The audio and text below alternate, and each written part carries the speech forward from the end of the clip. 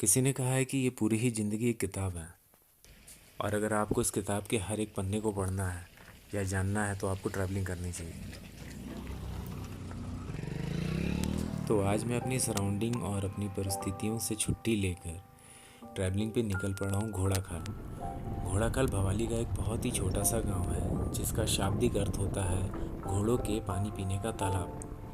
लेकिन ये गांव गोलू देवता के मंदिर की वजह से ज़्यादा फेमस है। ये टेम्पल भीमताल से बाया भवाली 12 से 13 किलोमीटर की दूरी पर है।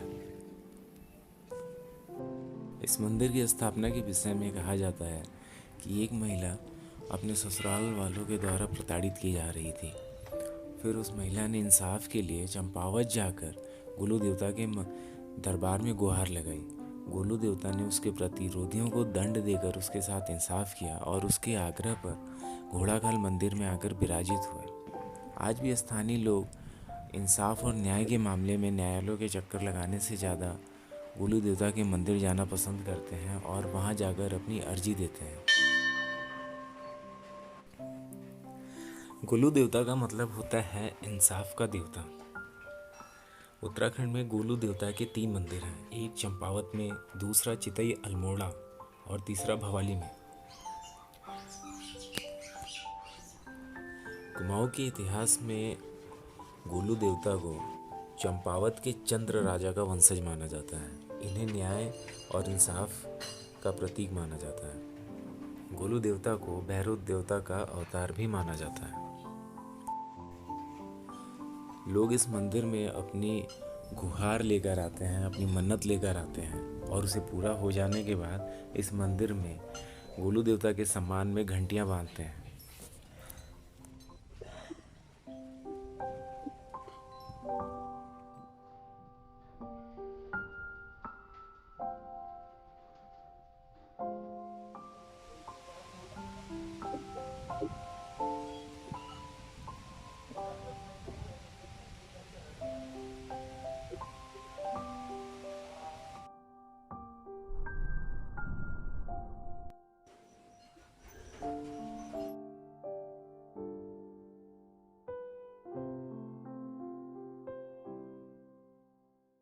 गोलू देवता मंदिर घोड़ाखाल जी न्यायकारी देवता है। जी लोग वहाँ न्याय के लिए ही प्राचीन समय से आते हैं।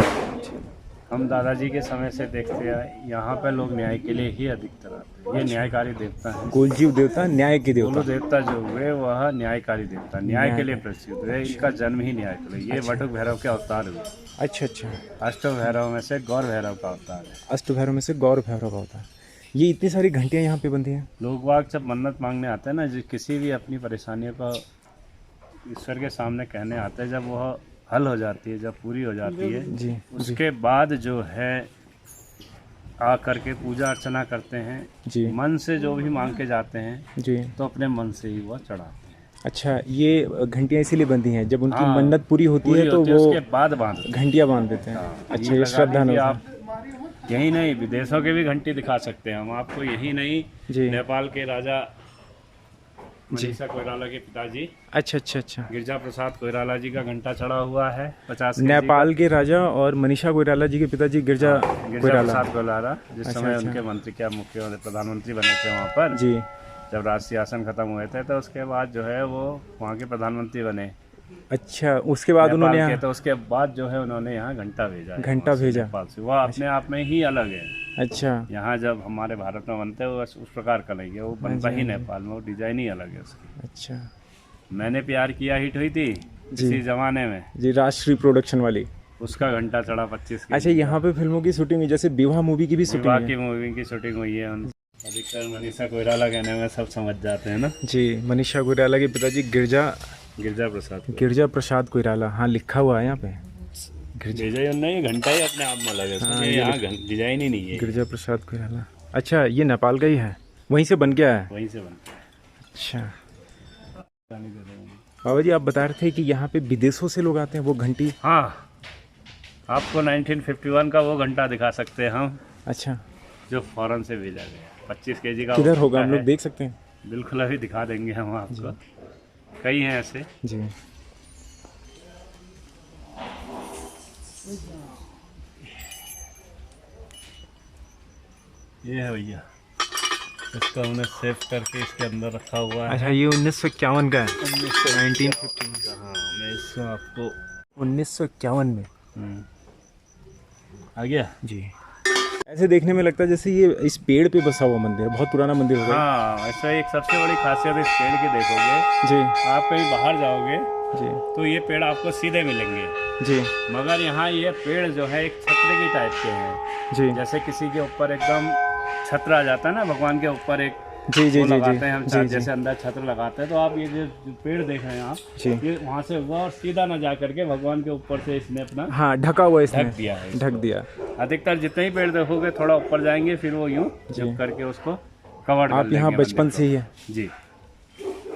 यहाँ मौसम हमेशा ही ऐसा रहता है? मौसम का क्या है, यहाँ का मौसम ऐसा है, कहते हैं कि उत्तराखंड के मौसम का कोई भरोसा नहीं है। हम अभी थोड़ी देर पहले आए तो धूप थी, बड़ा अच्छा जैसे मौसम होगा, बस यहाँ थोड़ी आके सी देर बैठे में हैं, बादल गरजे होंगे, सब बादलों से ढक गया। बस अभी आधे एक घंटे बाद आप देखोगे सब कोहरा खत्म हो जाएगा, फिर मौसम साफ हो जाएगा। अभी 30 क्विंटल मतलब 15 क्विंटल घंटा चढ़ना था एक का, 15 क्विंटल आ नहीं सकता, तो उससे 50-50 kg के 30 घंटे चढ़ा दिए हमने। 30 घंटे 50-50 kg के। तो यहाँ पर जो सामने से आप देख रहे हो जी जो नीचे रेलिंग सी बनी हुई है, जी जी जी, नीचे जाने का नीचे रास्ता। जी। ये रेलिंग के नीचे वो लगे हुए हैं बिल्कुल लाइन से। यहाँ अगर बता रहे हैं बचपन से हैं तो पता नहीं कितनी मन्नतें पूरी होते हुए देखी होंगी आपने। 65 साल के व्यक्ति का बच्चा पैदा हुए थे देखा है यहाँ पे। 65 साल तक उसका कोई संतान नहीं थी, 65 साल के बाद संतान प्राप्त हुई उसको। 16 साल की लेडीज तो बहुत आती हैं, मतलब शादी के 16-16, 17-17 साल होते हैं, कोई बच्चा नहीं है। ऐसा ऐसा करिश्मा देखा है जिसे आदमी सोच नहीं सकता कि ऐसा भी होता है। अच्छा, बहुत ही पावरफुल मंदिर है ये।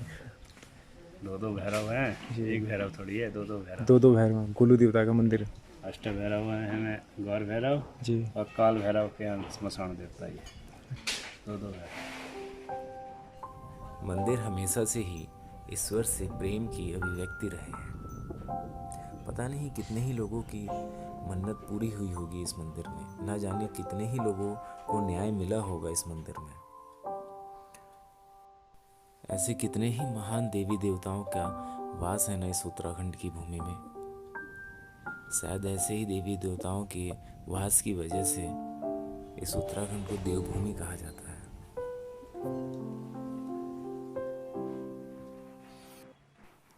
कुछ अलग ही आभा थी इस मंदिर की, और यहाँ समय बिताने में एक अलग ही सुकून था। इस मंदिर में थोड़ा समय बिताने के बाद लग रहा था मानो मन का सारा उथल पुथल शांत हो गया हो। ये सब कुछ अपने आप में एक अलग ही अनुभव दे रहा था। शायद किसी ने सही कहा है कि ट्रैवलिंग अपने आप में ही बहुत सारे प्रश्नों का जवाब है।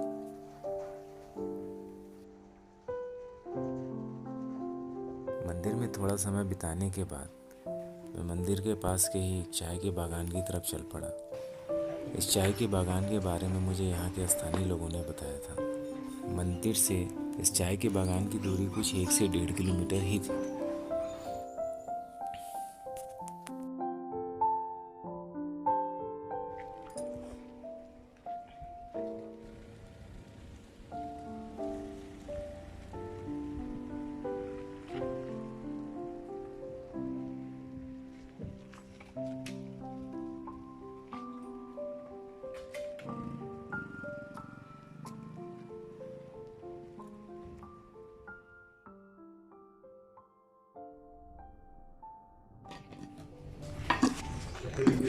सर ये फर्स्ट ग्रेड वाला होगा, लीफ के ऊपर जो कली निकलती है इसकी बना हुआ होगा। ये सेकंड, इसमें आधा पत्ता आधा कली आया हुआ होगा।